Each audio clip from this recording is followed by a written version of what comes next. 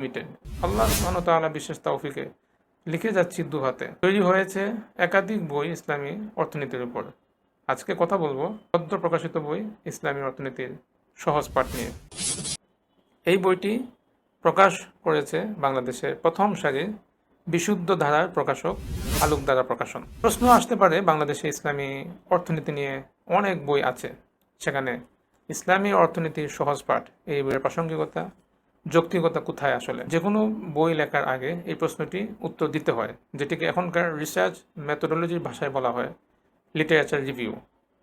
আমরা এই বইটি লিখতে যে আমাদের যে লিটারেচার রিভিউ ছিল, সেখানে আমরা দেখিয়েছি যে আসলে ইসলামী অর্থনীতি নিয়ে বাংলাদেশে যেসব বই আছে অবশ্যই সেগুলো অনেক ভালো বই। একটি অন্যতম কারণ হলো বর্তমান অর্থনীতির যে ভাষা উপস্থাপন সেটি অনেক পরিবর্তন হয়ে গিয়েছে। এখন মানুষ কথা বলে পুঁজিবাদ নিয়ে নয়, এখন মানুষ কথা বলে লিবারেল, নিউ লিবারেল ক্যাপিটালিজম নিয়ে, নব্য উদারবাদ পুঁজিবাদ নিয়ে।